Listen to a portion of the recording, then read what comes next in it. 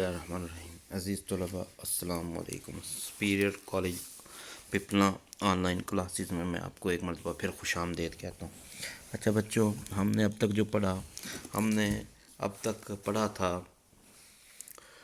ارکان اسلام، ٹھیک ہے، اور اس سے پہلے ہم نے پڑھا تھا عقائد اسلام۔ تو ارکان اسلام کے ساتھ ہی ہم نے آخرت پڑھا تھا۔ آخرت میں جب ہم نے آخرت جہاد یعنی کہ حج پڑھ لیا تھا، حج آخری وہ جو ٹاپک پڑھ لیا تھا، تو حج کے بعد کتاب والے نے جو آپ کی کتاب ہے PTB، اس کے کیا ذکر کیا ہے؟ جہاد کا ذکر کیا ہے، یعنی کہ جہاد فی سبیل اللہ کا ذکر کیا ہے۔ اس چیپٹر میں اب ہم کیا پڑھیں گے، یعنی کہ جو ٹاپک ہے، اس ٹاپک کو میں تفصیلاً اس لیے بیان کر رہا ہوں کہ اکثر آ جاتا ہے بچوں کو پتہ نہیں ہوتا، کتاب والوں نے بہت مختصر سا لکھا ہوتا ہے کہ جہاد پر نوٹ لکھیں، تو آپ اس کو اچھے طریقے سے توجہ سے سننا، پھر اس میں سے اہم پوائنٹ اپنی کتاب کے ذریعے یا اپنے خلاصے کے ذریعے آپ کیا کرنا ہے، نوٹ کر لینا۔ ٹھیک ہو گیا بچے؟ میں اس کو بہت تفصیل سے آپ کو بیان کروں گا۔ یہ جو آج کا میں لیکچر دوں گا، یہ لیکچر آپ کے BS لیول پہ بھی یہی ہے، اور ADP لیول پہ بھی یہی ہے، اور اس کے علاوہ انٹر لیول پہ بھی یہی ہے۔ اور اگر ویسے بھی آپ جہاد سے ریلیٹڈ کبھی بھی اسپیچ وغیرہ کرنا چاہیں یا کبھی آپ کالم نگاری کرنا چاہیں تو آپ اس سے پوائنٹ لے سکتے ہیں۔ ٹھیک ہو گئے بچے؟ اب جہاد ہے کیا؟ امام راغب اصفہانی کہتے ہیں جہاد ہے الجہاد والمجاہدہ، مطلب جہاد کوشش کرنے کا نام ہے۔ اور اصطلاح میں جہاد کیا ہے، یعنی کہ اصطلاحی مفہوم کیا ہے، کیسے جہاد ہے؟ وہ یہ ہے کہ اعلاء کلمت اللہ کے لیے جو لڑائی کی جائے، یا ملکی حفاظت کے لیے، یا مظلوم کی پکار پر اس کی مدد کے لیے جو لڑائی کی جائے، وہ کیا کہلاتا ہے؟ جہاد کہلاتا ہے۔ ٹھیک ہو گیا بچے؟ اب نیچے لکھا ہوا ہے جہاد اور آزمائش میں کیا ہے؟ دوسری جنگوں میں دیا گیا ہے قوموں کے دل کو کیا کہ ڈاک و دنیاوی اور نجی اغراض و مقاصد سے جو لبریز ہوتے ہیں، کہیں کہ ملک کی گیری کی حوث کاروبار پر داؤ لگاتی ہے، تو کہ یہ ساری کی ساری کیا ہے؟ جہاد اور آزمائش ہے۔ ٹھیک ہو گیا؟ اب جہاد میں آگے کیا ہے، موضوع کیا ہے، اس کی جہاد کی اہمیت کیا ہے، امپورٹنس آف سبجیکٹ کیا ہے، مطلب ہے کہ جہاد ہمیں کیوں کرنا چاہیے، تو اس میں یہ ہے کہ موضوع کی اہمیت اس بات سے لگا لیں۔ ایک تو یہ اللہ تعالیٰ کا تاکیدی حکم ہے، قرآن مجید کی آیت ہے وَجَاهِدُوا فِي اللَّهِ حَقَّ جِهَادِهِ، قرآن مجید کی آیت ہے وَجَاهِدُوا فِي اللَّهِ حَقَّ جِهَادِهِ۔ اور اس کے علاوہ قرآن مجید میں یہ آیا ہے الَّذِينَ آمَنُوا يُقَاتِلُونَ فِي سَبِيلِ اللَّهِ وَالَّذِينَ كَفَرُوا يُقَاتِلُونَ فِي سَبِيلِ اللَّهِ الطَّاغُوتَ، جو لوگ ایمان والے ہیں سو لڑتے ہیں اللہ کی راہ میں، اور جو کافر ہیں سو لڑتے ہیں شیطان کی راہ میں۔ ٹھیک ہو گیا بچے؟ اس کے بعد دوسری بات کیا ہے؟ دوسری ہے اللہ اور رسول کی محبت کا عملی ثبوت ہے، مطلب جو شخص جہاد کے لیے نکلتا ہے تو وہ کیا کر رہا ہوتا ہے؟ در حقیقت وہ نبی کریم صلی اللہ علیہ وسلم اور اللہ سے کیا کر رہا ہوتا ہے؟ محبت کر رہا ہوتا ہے۔ کیوں؟ کیونکہ اس میں صورتیں ہیں، وہ صورتیں میں آپ کو بتا دوں گا آگے جا کے۔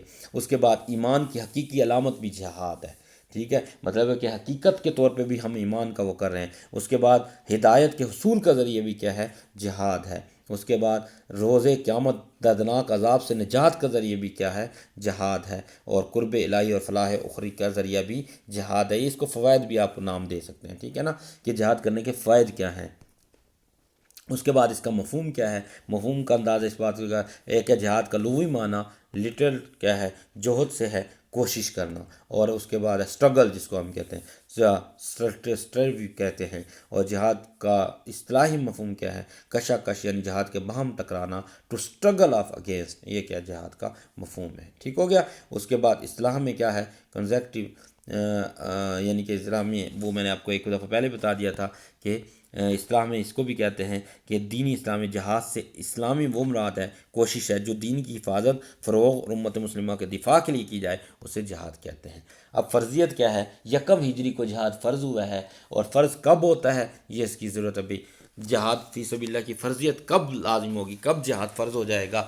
تو ایک تو ہے غلبہ دین کے لیے جہاد فرض ہو جائے گا۔ ٹھیک ہو گیا؟ غلبہ دین کے لیے جہاد فرض ہوئے گا، مطلب کہ اگر ایک مسلمان طاقت یہ کہیں کہ دین کا غلبہ آنا چاہیے، جہاد وہ جہاد کے ذریعے ہی ممکن ہے، پھر جہاد کی کیا ہو جاتی ہے؟ فرض ہو جاتا ہے۔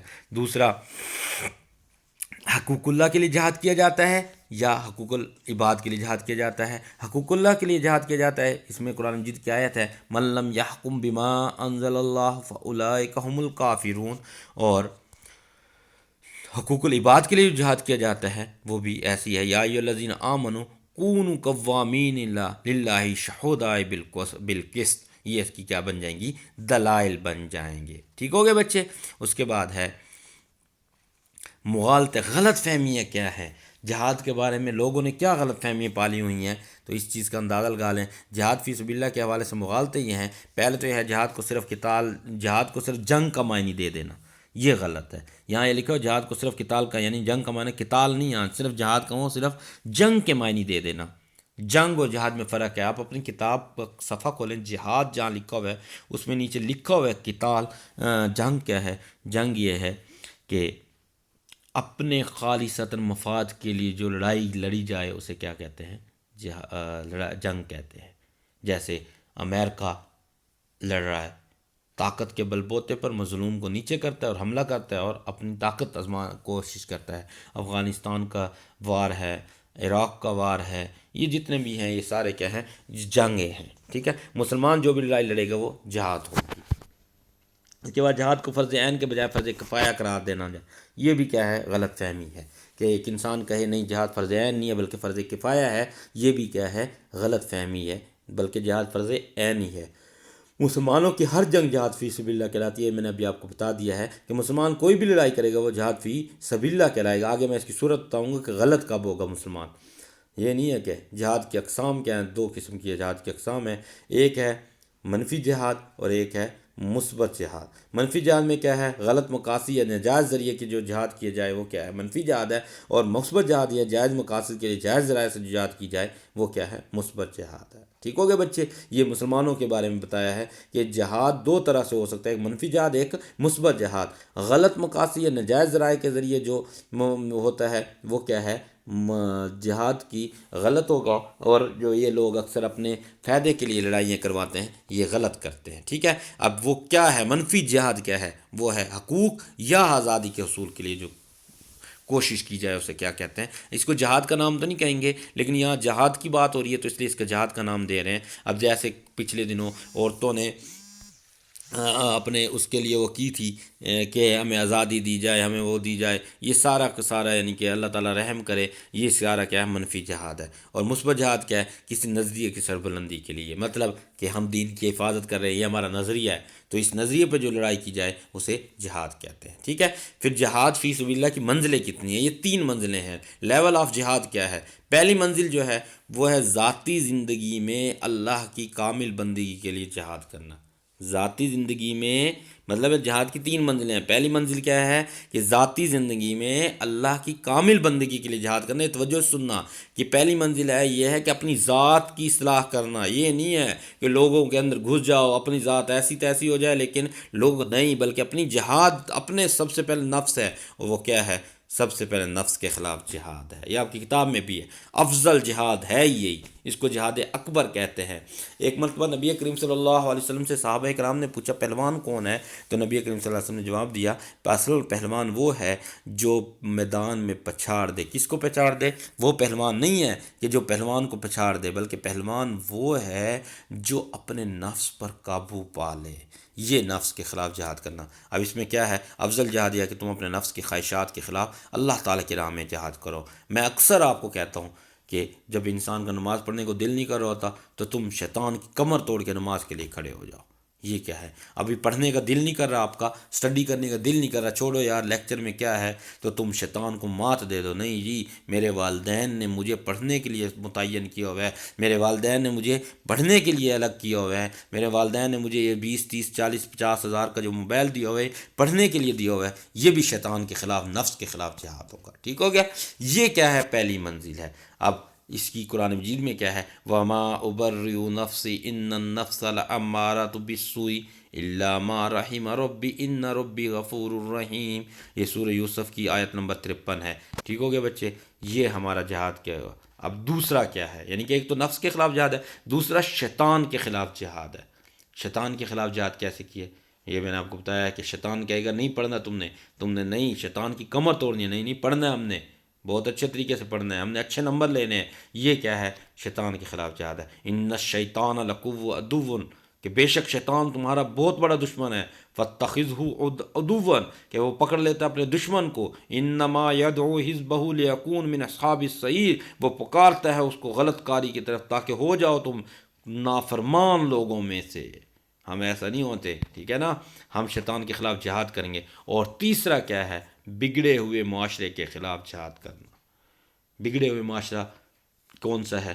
رسومات کا غلط کا وہ کرنا، ان کے خلاف کھڑے ہو جانا، ایسا کام جو معاشرے میں غلط ہو رہا ہو اس کے خلاف کھڑا ہو جانا، یہ جہاد کی پہلی منزل ہے۔ پہلی منزل شروع ہی نفس سے ہوتی ہے، شیطان کے خلاف ہوتے ہوتے معاشرے کو ٹھیک کرتے کرتے اس کو جہاد کی کیا کہتے ہیں؟ پہلی منزل کہتے ہیں۔ وَإِن تُطِيعُوا أَكْثَرَ مِنَ فِي الْأَرْضِ يَضِلُّوكَ عَن سَبِيلِ اللَّهِ، اگر تم اطاعت کرو گے بہت زیادہ زمین میں جو گمراہی ہوگی اللہ کے راستے میں، إِن يَبْتَغُونَ إِلَّا الظَّنَّ، آزمائے جاؤ گے مگر گمان کے ساتھ، وَإِنْ هُمْ إِلَّا يَحْرُزُونَ، اور اگر وہ نہیں ہے مگر وہ احراز کرنے والے، مگر ان کا کچھ بھی نہیں ہے، وہ صرف احراز کر رہے ہیں، ٹھیک ہے۔ تو یہ پہلی منزل پر جہاد کے ذرائع کیا ہیں؟ پہلی منزل کا میں نے بتا دیا ہے، پہلی منزل میں تین چیزیں ہیں: نفس کے خلاف جہاد کرنا، شیطان کے خلاف جہاد کرنا، بگڑے ہوئے معاشرے کے خلاف جہاد کرنا۔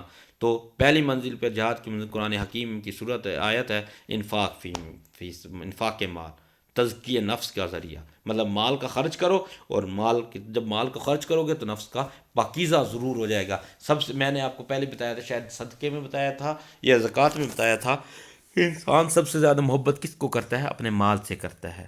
سب سے زیادہ محبت انسان کی کس میں ہے؟ مال میں ہے۔ تو یہ تزکیہ نفس کا ذریعہ ہے، ٹھیک ہو گیا بچے۔ اس کے بعد دوسرے نمبر پہ کیا ہے؟ اللہ کی اطاعت فرمانبرداری کے لیے جان کھپانا۔ یہ بھی پہلی منزل پر جہاد کے ذریعے ممکن ہے۔ کیسے کہ ہم نے کیا کہا تھا؟ شیطان کے خلاف جہاد کرنا۔ شیطان ہمیں کیا روکتا ہے؟ نماز نہ پڑھو۔ شیطان ہمیں کہتا ہے اسٹڈی نہ کرو۔ شیطان ہمیں منع کرتا ہے یہ کام نہ کرو، ٹی وی میں اپنا ٹائم ضائع کرو، موبائل تو دیکھو آپ کے ہاتھ میں ہے، نیٹ پیکج آپ کا ہے، حالانکہ نیٹ پیکج گھر والوں نے لگوا کے دیا ہوتا ہے پڑھنے کے لیے، ہم اس میں کیا کر لیں جی؟ یوٹیوب کھول کے گانے سننے لگ جائیں، ہم یوٹیوب کھول کے موویز دیکھنے لگ جائیں۔ تو یہ کیا ہے؟ اللہ کی اطاعت و فرمانبرداری کے لیے جان کھپانا، مطلب کہ اللہ تعالیٰ نے حکم دیا ہے کہ والدین کے اعتماد کو ٹھیس نہ پہنچاؤ، تو ہم اس کے اپنے نفس کے خلاف جہاد کریں۔ اور تیسری صورت ہے پاکیزہ ماحول سے وابستہ کی، مطلب ہر وقت تلاوت قرآن مجید کرتے رہیں، اللہ کا ذکر کرتے رہیں، اور برائی کے کاموں سے بچتے رہیں۔ یہ کیا ہے؟ پہلی منزل پر جہاد کا ذریعہ ہے۔ اب دوسری منزل کیا ہے؟ دوسری منزل اللہ کی بندگی کے دعوت دینے کے لیے جہاد۔ پہلی منزل کیا تھی؟ ابھی میں نے آپ کو پہلی منزل کیا تھی؟ یہ پہلی منزل ہے ذاتی زندگی میں اللہ کی کامل بندگی کے لیے آزاد کرنا، ٹھیک ہو گیا۔ اور دوسری منزل کیا ہے؟ دوسری منزل ہے کہ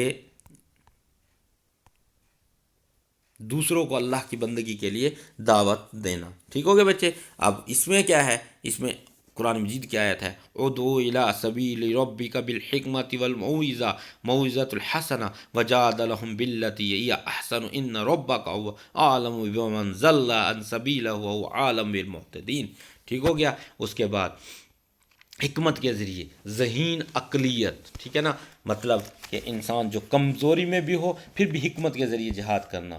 دوسرا یہ ہے موضع حسنہ کے ذریعے، یعنی کہ عوام الناس، ٹھیک ہے، مطلب ایک تو یہ ہے کہ انسان اپنے ذہن کے حکمت کے ذریعے کام کرے، اور دوسرا کیا ہے؟ دوسروں کو اللہ کی بندگی کی دعوت دینا۔ یہ نہیں ہے چل نماز پڑھ، یہ غلط ہے، یہ اس نے غلط کام کیا ہے۔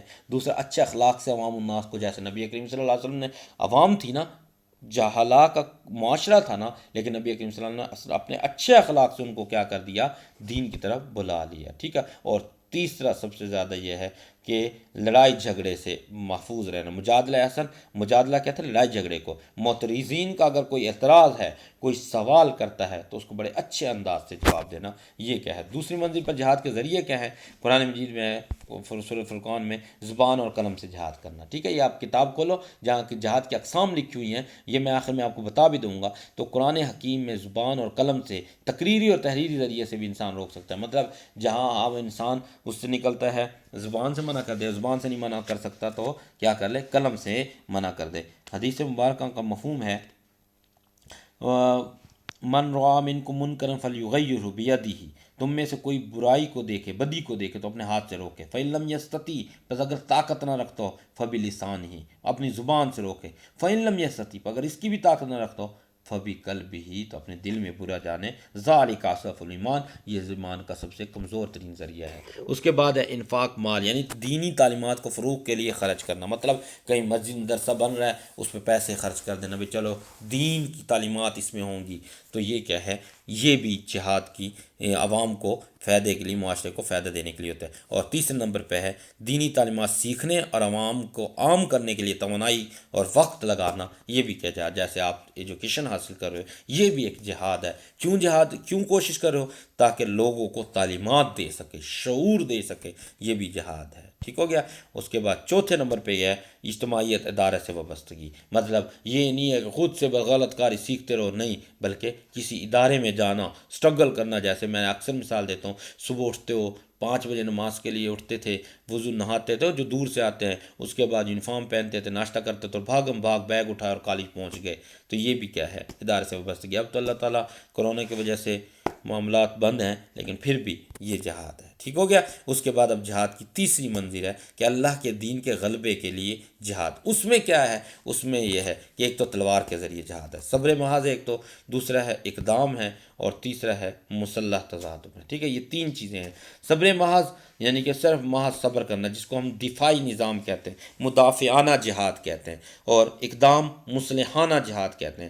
ایک مسلح تصادم میں لڑائی جھگڑے، یعنی کہ تلوار سے جہاد کرنا۔ یہ جو اوپر دو چیزیں ہیں، یہ مسلح جہاد کی اقسام ہیں۔ اپنی کتاب میں دیکھنا، کتاب میں لکھا ہوا ہے مسلح جہاد بالسیف، حق و باطل کی کشمکش میں وہ مقام آتا رہتا ہے جب طاغوتی قوت حق کا راستہ روکنے اور اس کے مٹانے کے لیے جنگ کے لیے کوشاں ہوتی ہیں۔ تو پھر دو طرح کی جہاد ہوتے ہیں، ایک مدافعانہ جہاد ہوتا ہے اور ایک مسلحانہ جہاد ہوتا ہے۔ مدافعانہ جہاد صبر محاذ ہے، مطلب اگر کوئی غیر مسلم قوت کسی مسلمان ملک پر حملہ کر دے تو اس ملک کے مسلمانوں پر اپنے دین و ایمان اور جان کی حفاظت کے لیے، تحفظ کے لیے جو جہاد کیا جائے گا وہ کیا صبر محاذ ہوگا۔ اور اقدام یہ ہوگا کہ جہاں دیکھے کہ برائی کا غلبہ غالب آ گیا ہے تو وہاں جو آگے پیش قدمی ہوگی اس کو اقدامی جہاد کہیں گے۔ ٹھیک ہے۔ تیسری منزل پر جہاد یہ دیکھو آگے لکھ، جنگی ضروریات کے لیے خوراک، ہتھیار اور دیگر وسائل کی فراہمی، یہ کیا ہے، جہاد ہے۔ دوسرا نقد جان ہتھیلی پر رکھ کر میدان میں آ جانا، یہ جہاد ہے۔ اور تیسرا سمع و اطاعت و اصول پر قائم کی گئی جماعت میں شمولیت کرنا، جہاد ہے۔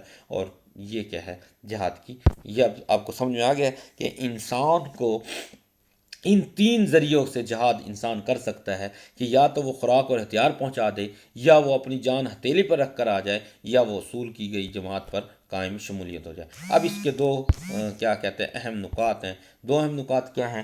پہلا نقطہ تو یہ ہے باطل نظام کافرانہ، مشرکانہ اور فاسقانہ۔ ایک اور سنو، پہلی دو منزلوں کا جہاد اس وقت جہاد فی سبیل اللہ ہوگا جبکہ تیسری منزل یعنی غلبہ دین کی جد و جہد پیش نظر ہوگی۔ وہ کیا ہوگا؟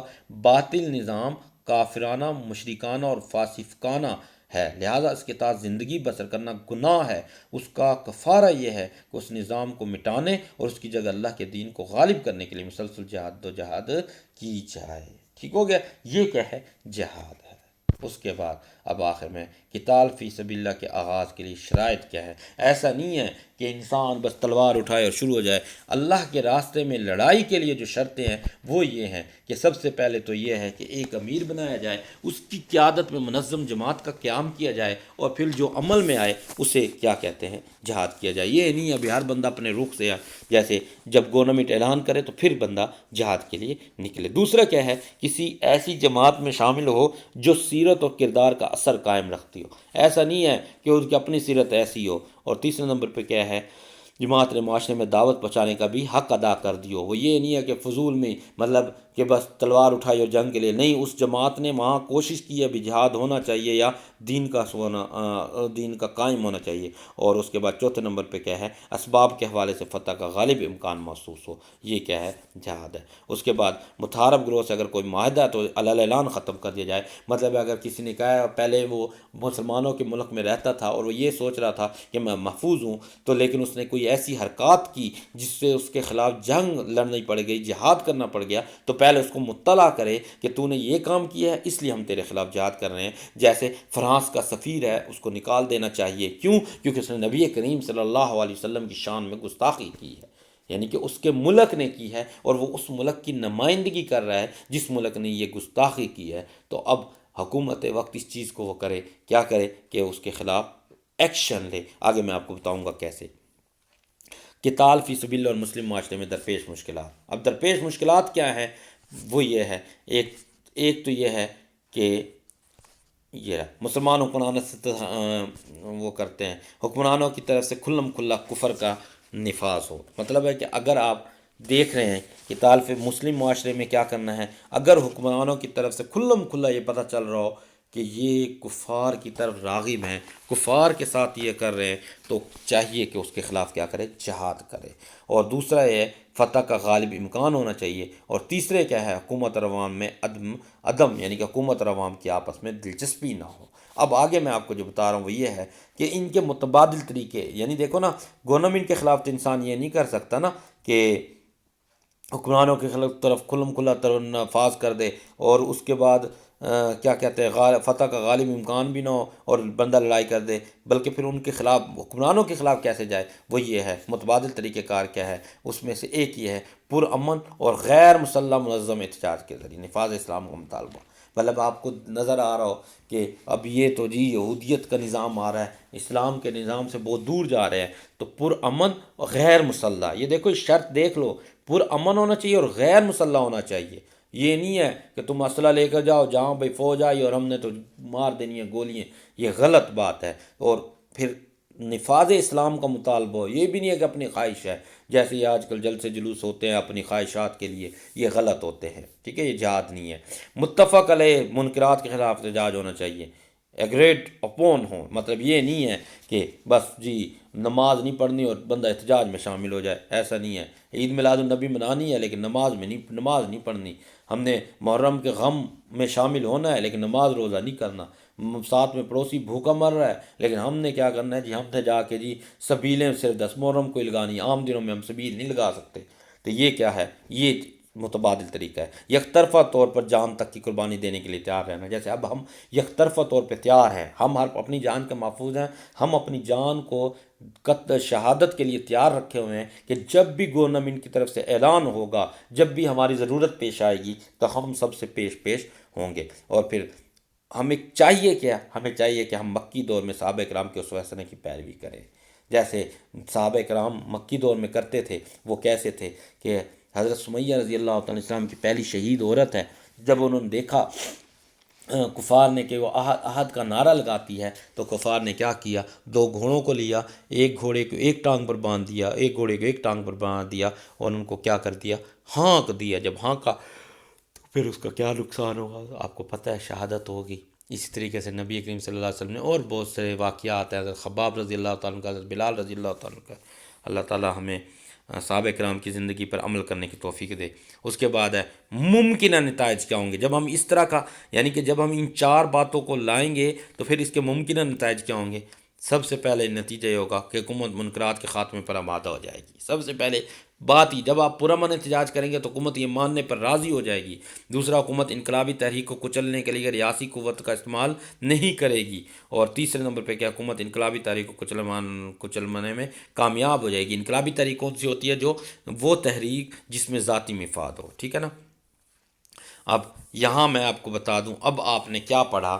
آپ نے پڑھا جہاد کی تعریف. جہاد کی تعریف میں کیا پڑھا؟ جہاد کی تعریف میں آپ نے جہاد کا لغوی معنی پڑھا کہ کوشش کرنا، اور اصلاحی معنی پڑھا کہ اعلاء کلمت اللہ کے لیے، دین کے نفاذ کے لیے جو کوشش کی جائے اسے جہاد کہتے ہیں.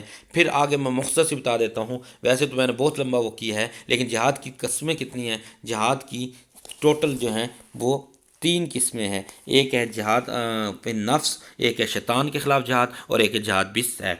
جہاد فی نفس کیا ہے؟ کہ انسان اپنے نفس کے خلاف جہاد کرے، انسان اپنی خواہشات کو مارے. اور جہاد بالشیطان کیا ہے؟ کہ شیطان کے خلاف جہاد کرے. وہ بھی 2 طریقے سے ہے، یا علم کے ذریعے ہوگا یا قلم کے ذریعے ہوگا. مطلب یا تو معاشرے میں علم پھیلائے گا یا قلم سے لکھے گا. اور پھر جہاد سیف ہے، اس میں بھی 2 طرح کے جہاد ہے، مدافعانہ جہاد ہے اور مصلحانہ جہاد ہے. اب اس میں آپ کو ایک فضیلتیں بتا دیتا ہوں کہ نبی کریم صلی اللہ علیہ وسلم نے ارشاد فرمایا کہ مومن وہ ہے جس نے جہاد کیا ہو یا اس کے دل میں جہاد یعنی قتال فی سبیل اللہ کی تمنا موجود ہو. اس کے بعد قرآن مجید میں بھی آیا ہے کہ جس کی قدم اللہ، حدیث پاک کا مفہوم ہے جس کے قدم اللہ کی راہ میں غبار آلود ہوئے، اللہ نے اسے آگ اس پر حرام کر دیے. بڑا مشہور شعر ہے نا کہ نور خدا ہے کفر کی حرکت پہ خندہ زن، نور خدا ہے کفر کی حرکت پہ خندۂ زن، پھونکوں سے یہ چراغ بجھایا نہ جائے گا۔ اس کے بعد بڑا ایک مومن کی پہچان ہوتی ہے یہ شعر، شہادت ہے مطلوب و مقصود مومن، نہ مال غنیمت نہ کشور کشائی۔ اس مومن کو صرف شہادت مطلوب ہوتی ہے۔ علامہ اقبال نے کہا تھا کہ تم اپنے اندر فضائے بدر پیدا کر، اپنے اندر فضائے بدر پیدا کر، فرشتے آج بھی تیری نصرت کو کتار اندر کدار باہر۔ امید کرتا ہوں بچوں آج کا سبق آپ کو سمجھ میں آیا ہوگا۔ انشاءاللہ ملتے ہیں کل کے لیکچر میں۔ اللہ حافظ۔